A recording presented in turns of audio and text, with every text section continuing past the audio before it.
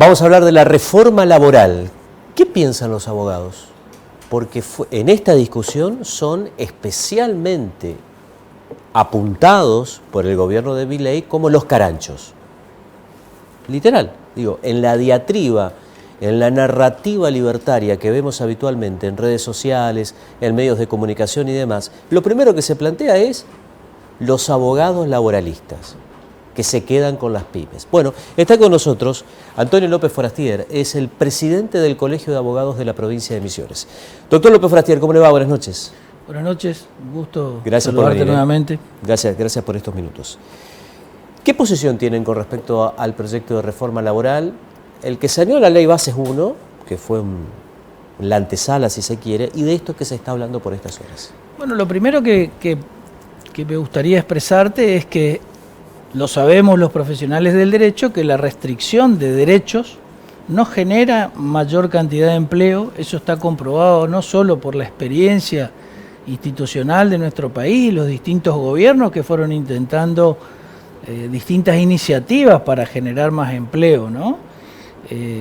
Y déjame que te aclare en algo que referiste recién, ¿no? Que vos decías que el gobierno apunta al exceso o a la cantidad de derechos que tienen los trabajadores y al exceso de cantidad de procesos judiciales, a la litigiosidad o a la industria del juicio, que en primer lugar lo que hay que distinguir que son dos cosas distintas, ¿no? La generación de empleo y los juicios que se derivan del empleo propiamente dicho no son muchos, no existe industria ni tampoco existe un volumen que impida o ponga en jaque a los empleadores. El volumen de litigiosidad a lo que refiere el gobierno, que tiende claramente a las cuestiones que tienen que ver con los accidentes laborales y las ART. En la República Argentina, las ART, desde que empezaron a funcionar, tienen una doble función que tiene que ver con, por un lado, prevenir los accidentes y, por otro lado, reparar una vez ocurridos. Lo que la situación que se ha generado en la República Argentina es que las RT nunca se han hecho cargo de esa obligación de prevenir y entonces existe un alto grado de accidentes laborales. Y como siempre decimos los abogados, no somos nosotros los que generamos los accidentes, sino que eso es producto de una realidad. Nosotros venimos a reclamar o a tratar de recomponer una situación ya ocurrida por responsabilidad de los propios de las propias aseguradoras de ART, a punto tal de que la Corte Suprema de Justicia de la Nación, en su momento, cuando declaró la inconstitucionalidad del sistema tarifado de ART, lo hizo justamente basándose en que si la compañía incumple con esas obligaciones, es sujeto pasivo de esta llamada industria del juicio. Es decir, nosotros los abogados no estamos dentro de las obras generando los accidentes ni tenemos nada que ver con eso. Entonces, eso por una primera aclaración.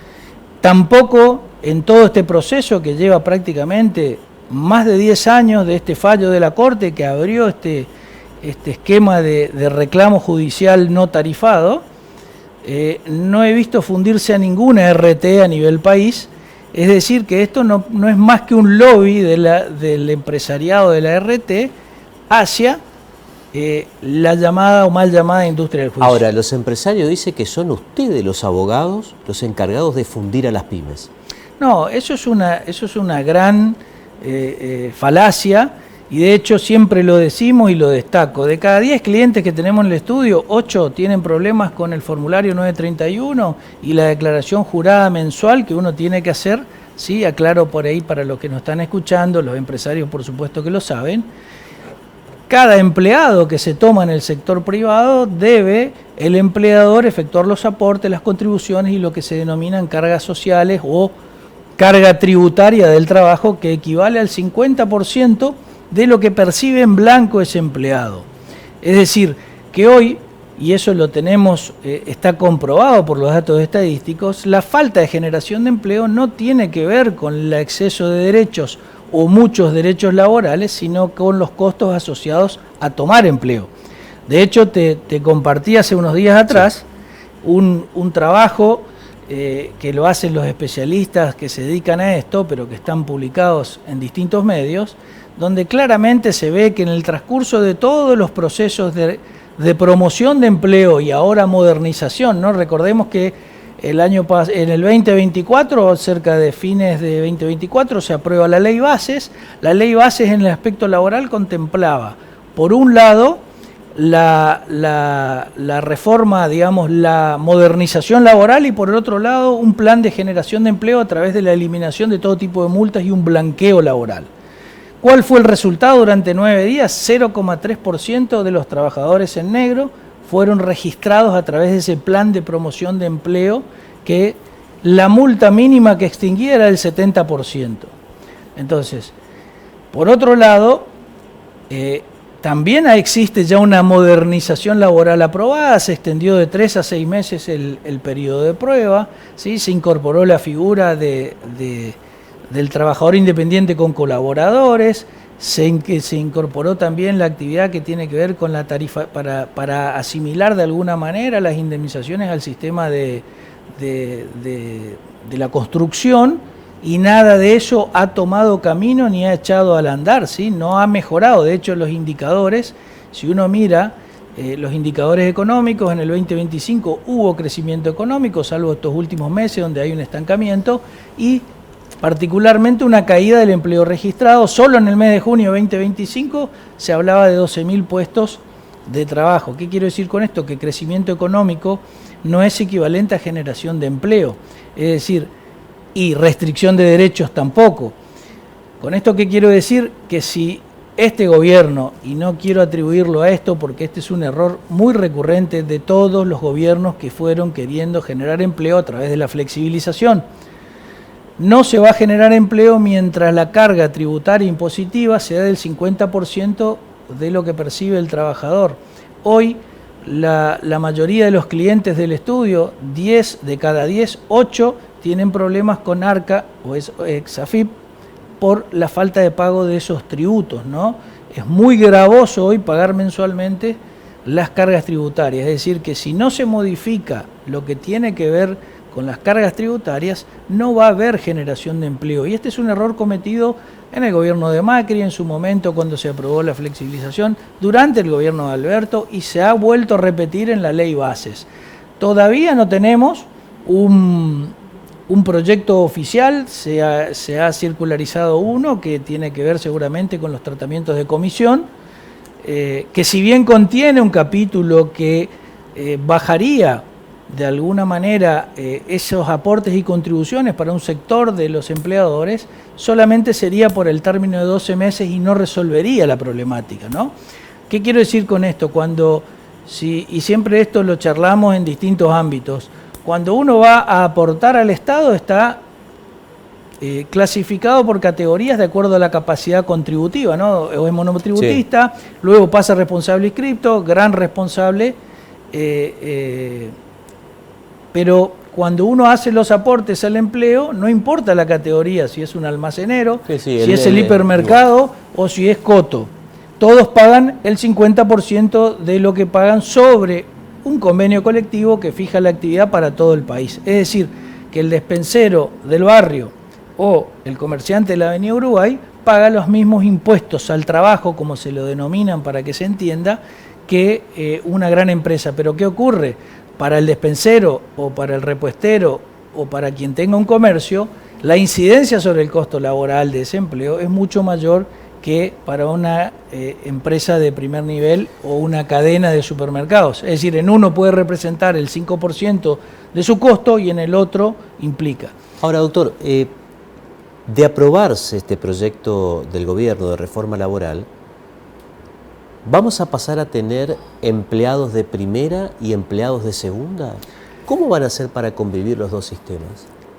Eso es una gran discusión que se va a abrir y vamos, por lo menos por lo que se ha dejado trascender, el gobierno lo que ha dejado por lo menos trascender en los medios públicos es que no se afectarían derechos adquiridos, que de hecho tampoco podría efectuarse por más que se legisle, y se buscaría, ¿no?, un régimen adaptado para esos nuevos empleos, lo cual también desde nuestro punto de vista sería un error, porque vuelvo a reiterar, la falta de generación de empleo no tiene que ver con los derechos de los trabajadores. Sí se podrían buscar alternativas que tengan que ver con facilitar la desvinculación, y algo de eso hay, con los empleadores, digamos, de categorías más abajo, como hablaba recién, de los monotributistas, del kiosquero, del despensero o del comerciante.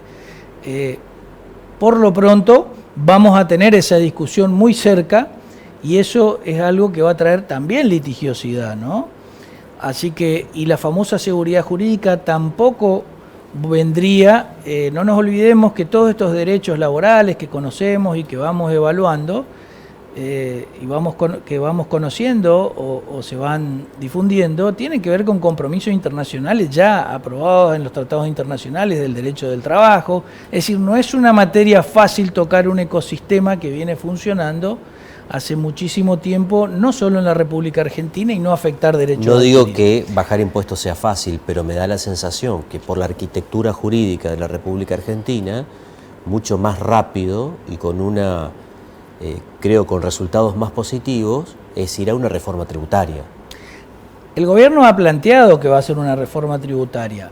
Por eso quiero aclarar, por lo menos por lo que se conoce hasta ahora, la reforma laboral no va encarada hacia la baja de costos y sí hacia la baja o restricción de derechos, a la quita de derechos, lo cual, reitero, desde mi punto de vista y de los abogados, es un error que ya se ha probado, que ha generado mayor litigiosidad y menos resultados, porque en definitiva la problemática, y lo sabemos de la experiencia laboral del día a día, nuestros clientes son los menos los que tienen este tipo de problemas con las indemnizaciones. Por otro lado, las indemnizaciones y todo lo que tenga que ver con la desvinculación de un empleado es algo que ocurre al finalizar una relación. Entonces, es como que quisiéramos definir una relación que está empezando por lo que va a ocurrir cuando se termine. Y el problema está en el inicio. ¿Por qué un empleador no quiere tomar empleo? Por supuesto que tiene que ver con los costos, ¿no? No quiero decir con esto que la reforma laboral no tenga que ser una actualización laboral permanente, como el derecho mismo, ¿no? Pero no orientada hacia la flexibilización como si fuera la solución de este problema que ya llevamos, los que tenemos unos años como vos y yo, distintos gobiernos y todos han apuntado a lo mismo. Exactamente lo mismo. Entonces, para darte solamente, no sé si te lo mencioné, 0,3% blanqueó. En la Argentina hay 6 millones de trabajadores en blanco y aproximadamente 5.200.000 que están en el sector en negro. Lo que se pretende, y para que por ahí los que nos están escuchando lo comprendan, es, nosotros trabajamos bajo la República Argentina tiene un sistema jubilatorio que se llama sistema de reparto, porque todo lo que aportan a través de estos impuestos al trabajo se reparte con los pasivos, es decir, que cuanto menos activos tengamos aportando para hacer el sistema de reparto, más difícil se hace pagar jubilaciones adecuadas. Entonces la estrategia es que esos 5 millones se incorporen y tengamos 11 o 12 millones de trabajadores para que puedan sustentar un sistema de reparto adecuado para nuestros jubilados. Eso solo se podría lograr si generamos una baja impositiva de estos costos laborales. La última pregunta, me queda un minuto nada más. Milei quiere terminar con los colegios profesionales en todo el país. ¿Qué piensan hacer ustedes? Yo creo que es un grave error en primer lugar. Puedo hablar por el colegio al que represento. Nosotros los abogados siempre decimos que nos toca intervenir en un aspecto de la actividad institucional que tiene que ver con el servicio de justicia. El Poder Judicial es el único órgano o el único poder del Estado que tiene la atribución de quitar a las personas o de privar a las personas de sus derechos más esenciales, el derecho de propiedad, el derecho a la vida, el derecho, a la libertad. Y para que eso sea válido, se ha establecido como contrapeso que cada persona que va a ser privada de sus bienes o de su libertad tenga ese derecho de defensa garantizado. Para garantizar un derecho de defensa es necesario que quien va a ejercer y muchas veces contradecir los propios intereses de ese poder del Estado tenga garantizada la independencia de su actividad profesional. Imagínese qué podría pasar si el Poder Judicial manejara la matrícula de los abogados y decidiera quién puede ejercer y quién no puede ejercer. No se podría garantizar la verdadera independencia. ¿Qué quiero decir con esto? Que para que el servicio de justicia emita resoluciones válidas dentro o el Poder Judicial emita resoluciones válidas, es necesario que se garantice tanto la independencia de los magistrados a la hora de tomar las decisiones como la independencia de aquel profesional que va a garantizar que se materialice el derecho de defensa, porque sin materialización de derecho de defensa no hay decisión válida, y esos son principios que establecen no solo la Constitución de la República Argentina, sino también de todos los sistemas de derecho que existen en el mundo. Entonces, lo que nosotros creemos es que sería un grave error y afectaría mucho más de lo que se piensa, por lo menos en el caso de los abogados, ¿no? Doctor Antonio López Forastier, muy amable.